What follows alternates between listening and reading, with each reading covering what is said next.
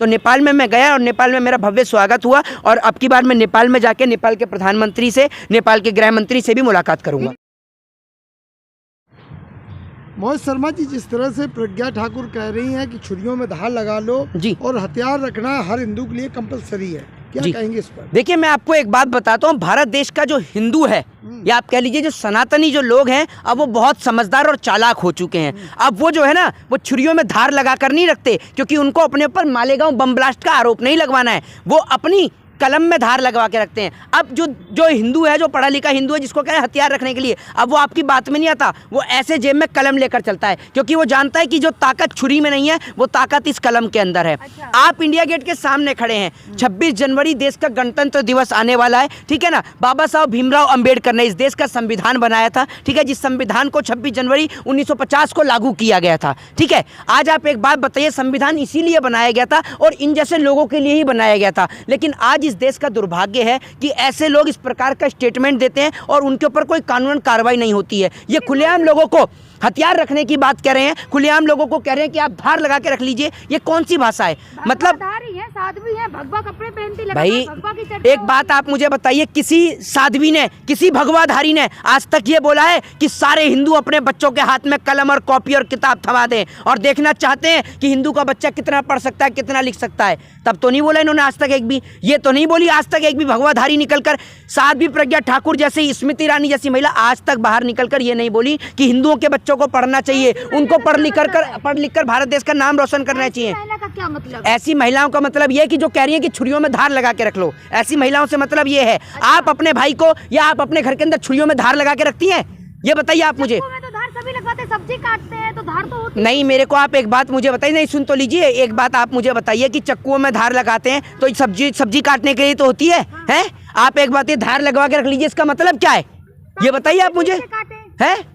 तो ये बात सीधे नहीं, उन्होंने ये बोला कि सब्जी छील के काट सके, ताकि ये बोला है उन्होंने, बोला है कि घरों में सब्जियां काटी जाती, चाकू में धार लगवाना चाहिए। हाँ, ये एक मिनट, ये कोई सेंटेंस ही नहीं है, ये कोई तरकीब नहीं है, ये तो उन्होंने बोला ही नहीं है। आप उनका पहले सेंटेंस पूर्ण रूप से सुनिए, अच्छा। उसके बाद आप मुझसे बात करिएगा, ठीक है? भगवा पे चर्चा होती है, दीपिका पादुकोण के कपड़ों को लेकर चर्चा हो रही है। अरे साध्वी जो ये बनी बैठी हैं, इनकी साध्वीपना सबने देखा है। मालेगांव बम ब्लास्ट का इनके ऊपर जो है वो आरोप लगा हुआ था, आप सभी को पता है, ठीक है ना। आज मैं प्रधानमंत्री मोदी जो है वो उनके बारे में नहीं बोलूंगा, क्योंकि उनकी माता श्री का भी जो है वो निधन हुआ है, ठीक है। और मैं सबसे पहले उनकी माता श्री को, उनकी माता जी को दोनों हाथ जोड़ के भावपूर्ण श्रद्धांजलि देता हूं।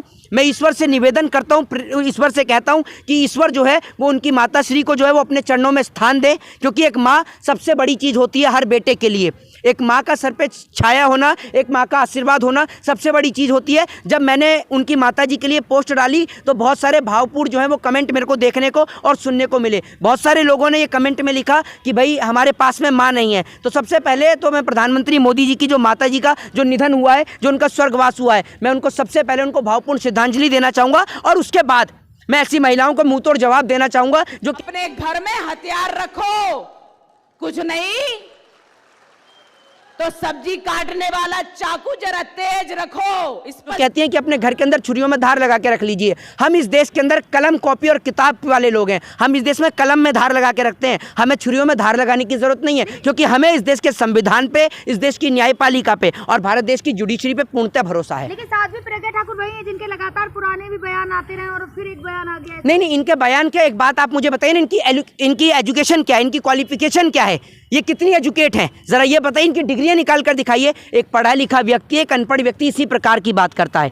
ठीक है ना। और इस प्रकार की बात करना सिर्फ देश और समाज के अंदर दंगे को उत्पन्न करता है और कुछ नहीं करता। आप जी पठान मूवी देखने जाएंगे आप? देखिए, मैं आपको एक चीज बताता हूँ, आप जिस देश में रहती हैं उसको डेमोक्रेटिक कंट्री कहते हैं, यानी India is a democratic country. Bharat एक लोकतांत्रिक देश है और इस लोकतांत्रिक देश में आपको हर चीज की इजाजत है, हर चीज की परमिशन है। आप फिल्म भी देखने जा सकते हैं, आप कहीं घूमने भी जा सकते हैं, आप कहीं भी जा सकते हैं, आप पूर्ण रूप से स्वतंत्र हैं, आप अपनी आज़ादी के स्वयं मालिक हैं। तो मैं अगर फिल्म देखने जाऊँगा, मेरा मन करेगा तो मैं फिल्म देखने जाऊँगा, मेरे को चाहे साध्वी हो चाहे कोई भी हो। आप हिंदू है ना? क्यों सर्टिफिकेट देती हैं आप सबको? अब भगवा का अपमान हो रहा है, लगातार कहा जा रहा है कि भगवा का अपमान हो रहा है। एक बात आप मुझे बताइए, कुछ लोग जो क्या कहते हैं अपने आप को जो फैशन डिजाइनिंग बन रहे थे, मिस्टर इंडिया मिसिस इंडिया बनने की बात कर रहे थे, तब भगवा का अपमान नहीं हुआ? मनोज तिवारी ने भगवा की धज्जियां उड़ाई, तब भगवा का अपमान नहीं हुआ? आप एक बात बताइए, हमारा धर्म को क्या आप इतना छोटा सा धर्म समझती हैं कि हमारा धर्म जो वो कपड़े से अपमानित हो जाएगा? हिंदुज़म बहुत बड़ा धर्म है।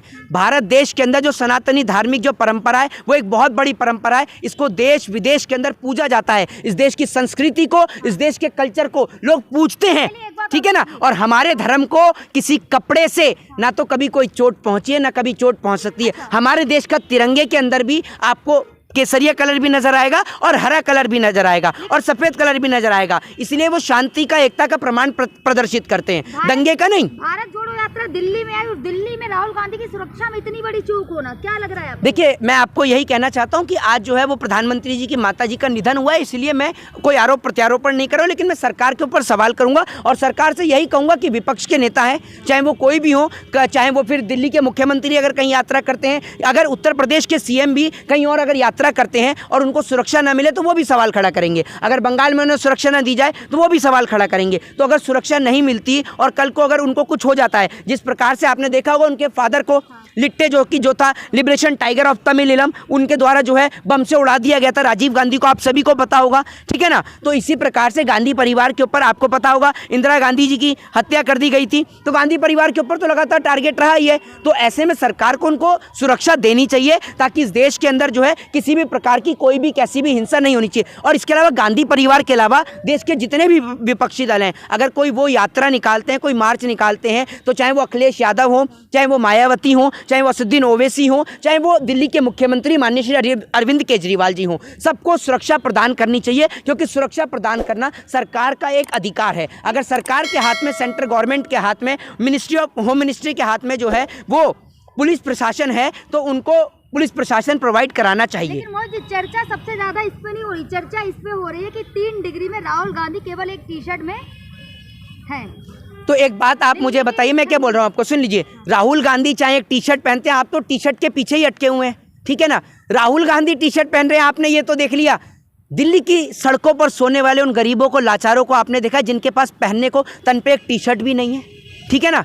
तो आप ये तो दिखा रहे हैं कि राहुल गांधी टी शर्ट पहन के चल रहे हैं, उनकी टी शर्ट इतनी महंगी है। तो ज़रा सोच कर देखिए कि राहुल गांधी को ठंड नहीं लग रही है, क्योंकि राहुल गांधी जो है वो गरीबों की गर्मी को देख रहे हैं कि गरीब कैसे एडजस्ट करता है। तो दिल्ली का टेम्परेचर आप देख ही रहे हैं, ठीक है। मैं भी यहाँ पर कोट पहन के खड़ा हूँ, आप ये देखिए सीधा। तो आप ये सोचिए कि दिल्ली के अंदर हो, उत्तर प्रदेश के अंदर हो, या तमाम जगह पर जो सड़क पर सोने वाला जो गरीब है, मजदूर है, वो कैसे वहाँ पर सोता होगा। और सबसे बड़ी बात, जो हमारे देश के जवान हैं जो -5 डिग्री, -10 डिग्री टेम्परेचर में वहाँ सियाचिन ग्लेशियर पर जो खड़े रहते हैं, जो जम्मू कश्मीर में खड़े रहते हैं, मैं उन जवानों को सैल्यूट करता हूँ। और आप सोचिएगा वो जवान कैसे खड़े होते हैं। जब आप ये सोचिए कि हम लोग हाफ टी शर्ट में नहीं निकल सकते, तो वो लोग कैसे खड़े होते हैं। तो ये सबसे बड़ी बात है। और आप जी, आप जुड़ेंगे भारत जोड़ो? देखिए, मैं आपको एक चीज़ बताता हूँ कि मैं अभी नेपाल से आया हूँ। दूसरी बात यह है कि भारत जोड़ो यात्रा में मैं जुड़ता हूँ या नहीं जुड़ता हूँ, देश को जोड़ने की एक यात्रा है।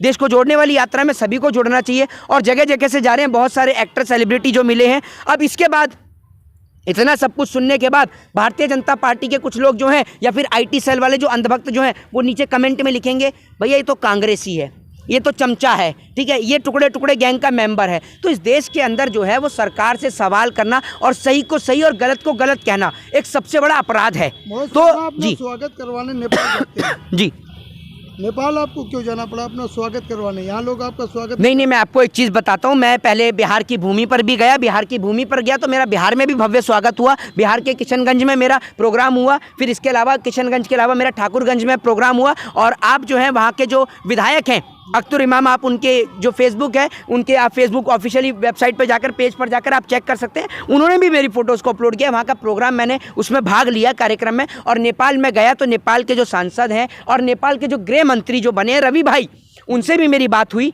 ठीक है। तो वहाँ पर भी मेरी उनसे बातचीत हुई और बहुत जल्द मैं उनसे मुलाकात भी करूँगा। और नेपाल का और जो भारत का संबंध है वो रोटी बेटी का संबंध है। और मैंने वहाँ जाकर भी यही कहा कि नेपाल का और हमारा संबंध जो है वो सदैव इस प्रकार से ही बना रहे। और वहाँ पर जाकर हमने अपने तिरंगे को ऊंचा ही किया है। अपने तिरंगे के लिए कभी कुछ हमने गलत नहीं बोला, अपने देश के लिए कभी हमने गलत नहीं बोला। हम इस देश के नागरिक हैं। हमारे देश में कोई खटपट होती है, कोई ऊंच नीच होती है, कोई अनबन होती है, तो हम उसको बोलते ज़रूर हैं। लेकिन नेपाल के अंदर जो कुछ लोग हैं, जो वहाँ के मेयर साहब थे, उन्होंने हमसे पूछा भी कि मोहित भाई आप इसको किस तरीके से देखते हैं कि जिस प्रकार से आज भारत देश के अंदर जो है वो हिंदू मुसलमान को लेकर जो चीज़ चल रही है, तो आप इसमें क्या कहेंगे? तो मैंने उनको एक ही जवाब दिया कि जिस प्रकार से हर रात के बाद एक सूर्य उदय होता है, एक सवेरा होता है, तो आप ये समझ लीजिए कि ये रात हो रही है और कल सुबह एक नया सवेरा होगा, एक उजाले का प्रकाश होगा, क्योंकि सूरज जो है वो सिखाता है, सूरज लोगों को सिखाता है कि उजाला बांटने से, रोशनी बांटने से कम नहीं हो जाते। तो नेपाल में मैं गया और नेपाल में मेरा भव्य स्वागत हुआ और अब की बार मैं नेपाल में जाके नेपाल के प्रधानमंत्री से, नेपाल के गृह मंत्री से भी मुलाकात करूंगा। प्रज्ञा ठाकुर जो हैं उन्होंने इस बात पर नहीं बोला जब हाथरस में बेटी के साथ बलात्कार हो गया, ठीक है, जब आपने देखा उसके शव को जला दिया गया, जब एक बेटी के साथ दिल्ली की राजधानी में, देश की राजधानी के अंदर बलात्कार हो गया, जब एक बेटी के को 35 टुकड़ों में बांट दिया गया, जब एक बेटी के साथ गुजरात में बिल्किस बानो के साथ बलात्कार हो गया, तब साध्वी प्रज्ञा ठाकुर के मुंह से एक आवाज़ नहीं निकली। तब इनको बोलना चाहिए था कि देश के तमाम लोगों को छुरियां पहनी कर लेनी चाहिए। तब तो मैं समझता, क्योंकि बलात्कारियों को सजा अब कानून और संविधान के जरिए हम फांसी देकर दिलवाएंगे, तब तो ये बोलती भी। तब भी मैं ये जायज़ नहीं कहता, अगर ये बलात्कारियों के लिए भी कहती तब भी मैं जायज़ नहीं कहता, क्योंकि हम कानून पर भरोसा करते हैं और कानून अगर उनको फांसी देगा बलात्कारियों को तो हम जायज़ बिल्कुल ठहराएंगे। लेकिन साध्वी प्रज्ञा ठाकुर ने कभी नहीं बोला, एक महिला होते हुए महिलाओं के साथ बलात्कार हो रहे हैं, यौन शोषण के मामले हो रहे हैं। आए दिन आप महिलाओं के साथ बलात्कार की घटनाएं सुन सकते हैं, आए दिन, हर दिन आपको महिला के साथ, कभी महिला का यहाँ गला रेंग दिया गया, कभी महिला के साथ इधर लूटपाट हुई, कभी महिला को साथ बलात्कार हुआ, कभी महिला के साथ गैंगरेप हुआ, कभी यौन शोषण हुआ, कभी उत्पीड़न हुआ। लेकिन कभी आपने साध्वी प्रज्ञा ठाकुर को, स्मृति ईरानी को या तमाम जितनी भी वित्त मंत्री निर्मला सीतारमण है, इन महिलाओं को कभी आपने सदन में बोलते हुए नहीं देखा, क्योंकि ये महिलाएं जब बोलती हैं तो जहर उगलती हैं। अच्छा। ये ध्यान रखिएगा, जहर उगलने का मतलब ये कि बोलेंगी तो उटपटांग बयान देंगी, लेकिन कभी सत्य वाला बयान नहीं थी। अभी मेरे को लेने की जरूरत नहीं, कोई मिस्टर इंडिया मिसिस इंडिया बन रही थी तब भगवा पहन रखा था, तब इनको नजर नहीं आया। कंगना रनावत पहनती है तब इनको नजर नहीं आया। कंगना रनावत को भी तो दिखा दो जरा छुरियाँ, ये नहीं दिखाएंगे, क्योंकि कंगना रनावत तो मोदी जी को बोलती हैं, जो हुक्म मेरे आका, क्या आदेश है आपका, वही है इनका सीन। तो जो शर्मा एक लाके स्टूडेंट हैं और स्टूडेंट होने के नाते आप प्रज्ञा ठाकुर जैसे जो बयान देते हैं लोग, इन जैसे लोगों पर किस तरह से इनके ऊपर कानूनन कार्रवाई होनी चाहिए और इनकी जो संसद की जो सदस्यता है सबसे पहले उसको रद्द किया जाना चाहिए और इनको ऊपर मालेगांव जो बम ब्लास्ट का इनके ऊपर जो आरोप है वो दोबारा से रीचेक होना चाहिए और इनकी जो भी सजा, इनको सजा दी जानी चाहिए। और नहीं तो हेट स्पीच के मामले में इनके ऊपर कार्रवाई होनी चाहिए। आपने देखा था ना हेट स्पीच के मामले में कैसे कोर्ट ने कार्रवाई भी करी थी, कई नेताओं को बुलाया भी, तो इनको क्यों नहीं बुलाता बीजेपी वालों को? इनको भी बुलाना चाहिए, ये हेट स्पीच ही है। आप देश के बच्चों के हाथ में कलम किताब की जगह पे आप उनके हाथ में जब ये थमाओगे, जब आप उनके हाथ में ये कहोगे कि भैया, एक व्यक्ति जो पहले कह रहा था कि हथियार लेकर रख लो, बंदूकें लेकर रख लो, ऐसे ऐसे भी स्टेटमेंट आपको सुनने को मिले होंगे। जब एक साधु महात्मा की सभा हुई थी, आपने देखे थे ना, तो ऐसे नफरती लोग निकल कर आते हैं, नरसिंहानंद जैसे लोग, नफरती लोग, ऐसे बहुत सारे लोग आते हैं, लेकिन ये आते हैं और आकर चले जाते हैं। जय हिंद, जय भारत, वंदे मातरम।